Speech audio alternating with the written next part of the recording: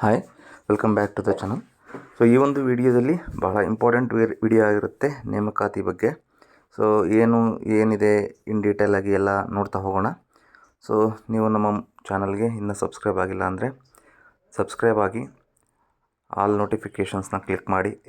ನಿಮಗೆ ನಾವು ಮಾಡೋ ಪ್ರತಿಯೊಂದು ವಿಡಿಯೋ ಅಲರ್ಟು ಪಕ್ಕ ಬಂದೇ ಬರುತ್ತೆ.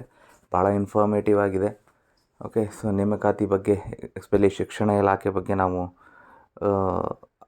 ಅಧಿಸೂಚನೆ ಹೊರಡಿಸೋದನ್ನ ಕಾಯ್ತಾ ಇದ್ದೀವಿ. ಹಾಗಾಗಿ ಅದರ ಬಗ್ಗೆ ಭಾಳ ವರ್ಕ್ ಕೂಡ ಆಗಿದೆ. ಹಾಗಾಗಿ ಅದು ಪ್ಲಸ್ ಬೇರೆ ಎಲ್ಲ ಮಾಹಿತಿಗೆ ಯಾವುದೇ ರಿಕ್ರೂಟ್ಮೆಂಟ್ ರಿಲೇಟೆಡ್ ಮಾಹಿತಿಗೋಸ್ಕರ ಶಿಕ್ಷಣ ಇಲಾಖೆದು ಎಸ್ಪೆಷಲಿ ಫೋಕಸ್ ಮಾಡಿ ನಾವು ಕೆಲವು ನೋಟ್ಸ್ಗಳನ್ನೆಲ್ಲ ಮಾಡಿದ್ದೀವಿ. ತಮ್ಮೆಲ್ಲರಿಗೂ ಗೊತ್ತಿರೋ ವಿಚಾರನೇ ಅದು.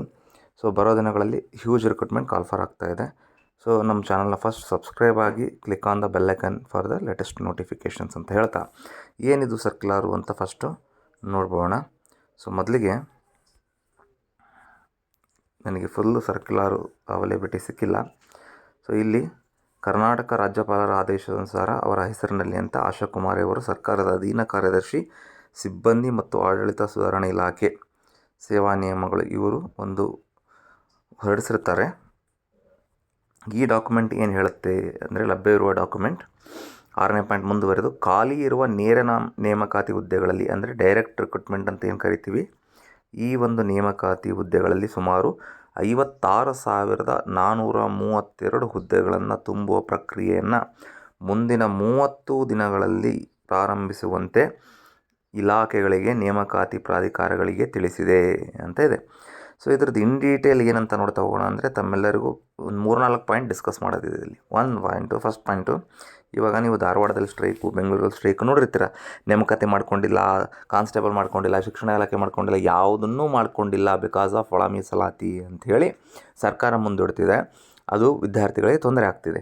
ಸೊ ಹೀಗಾಗಿ ಇಂಥ ಒಂದು ತುರ್ತು ಪರಿಸ್ಥಿತಿ ಅಂತ ಕರಿತೀವಿ ನಾವು. ಇಂಥದ್ರಲ್ಲಿ ಕರ್ನಾಟಕ ಸರ್ಕಾರ ಏನು ತೀರ್ಮಾನ ಮಾಡ್ತಾಯಿದೆ, ಇಲ್ಲ ನಾವು ಕಂಪಲ್ಸರಿ ಮಾಡಲೇಬೇಕು, ಇಲ್ಲಾಂದರೆ ಅದು ಅವರಿಗೆ ಬಹಳ ತೊಂದರೆ ಆಗುತ್ತೆ. ಸರ್ಕಾರಕ್ಕಾಗಲಿ ಯಾರಿಗಾಗಲಿ ನೇಮಕಾತಿ ಹೊರಡಿಸಲೇಬೇಕು ಇವಾಗ. ಓಕೆ, ಹಾಗಾಗಿ ಒಳ ಮೀಸಲಾತಿಗೆ ಒಂದು ಪರಿಹಾರವನ್ನು ಕಂಡುಕೊಂಡು ಇವಾಗ ನೋಟಿಫಿಕೇಷನ್ನ ಬಿಡ್ತಾ ಇದ್ದಾರೆ. ಕಂಪಲ್ಸರಿ ಈ ರಿಕ್ರೂಟ್ಮೆಂಟ್ ಆಗೇ ಆಗುತ್ತೆ.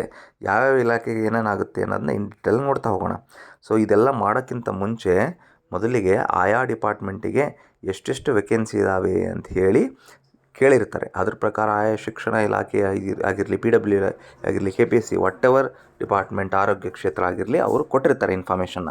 ಕೊಟ್ಟಿರೋ ಪ್ರಕಾರ ಏನಾಗುತ್ತೆ, ಅವರು ಮತ್ತೆ ಆ ಇನ್ಫಾರ್ಮೇಷನ್ ಕೊಟ್ಟಿರೋದು ಎಲ್ಲ ಸೇರಿ ಟೋಟಲಾಗಿ ಇಷ್ಟು ಹುದ್ದೆಗಳು ಖಾಲಿ ಇದ್ದಾವೆ.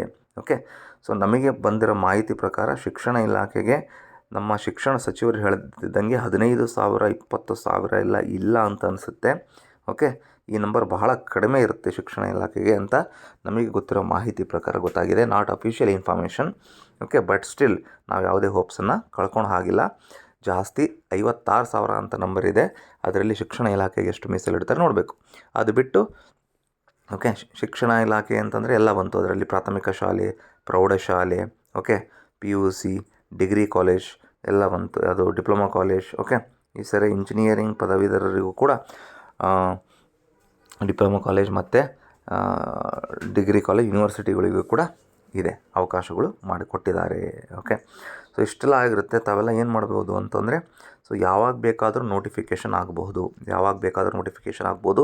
ನೀವು ಈ ಯಾವುದಾದ್ರು ಫೀಲ್ಡಲ್ಲಿ ಇದ್ದೀರಿ ಅದರ ತಯಾರಿ ಮಾಡ್ಕೊತ ಹೋಗಿ ಅಂತ ನಾನು ಹೇಳ್ಬೋದು ಅಷ್ಟೇ. ಓಕೆನಾ, ಮತ್ತೆ ಕಾಲ್ ಫಾರ್ ಆಗೋವರೆಗೂ ಕಾಯಬೇಡಿ.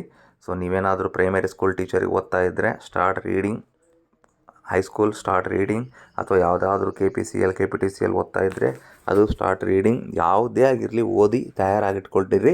ಕಾಲ್ ಫಾರ್ ಮಾಡೇ ಮಾಡ್ತಾರೆ. ಕಾನ್ಸ್ಟೇಬಲ್ ಆಗಿರಲಿ, ಸಬ್ ಇನ್ಸ್ಪೆಕ್ಟರ್ ಆಗಿರಲಿ, ಯಾವುದೇ ಆಗಿರಲಿ. ಸೊ ಅವತ್ತಿನ ದಿನ ಓದೋಕ್ಕೆ ತಯಾರಿ ಮಾಡಿಬಿಡಿ ಅಂತ ಹೇಳ್ತಾ ಈ ಮಾಹಿತಿಯನ್ನು ನಾನು ಇಲ್ಲಿಗೆ ಸ್ಟಾಪ್ ಮಾಡ್ತಿದ್ದೀನಿ. ಮತ್ತೇನಾದರೂ ಇಂಪಾರ್ಟೆಂಟ್ ಅಪ್ಡೇಟ್ ಬಂದರೆ I will come and update you. Okay, stay tune to this channel. ಇಷ್ಟೇ ಮಾಹಿತಿ ಹೇಳೋದಿತ್ತು. ಅದು ಬಿಟ್ಟು ನಾವು ಇನ್ನೂ ಏನೇನು ಹೇಳಬೇಕು ಅದನ್ನು ಇನ್ನೊಂದು ವೀಡಿಯೋದಲ್ಲಿ ಹೇಳ್ತೀನಿ ಅಂತ ಹೇಳ್ತಾ ಮಾಹಿತಿಯನ್ನು ಮುಗಿಸಿದ್ದೀನಿ. ಧನ್ಯವಾದಗಳು.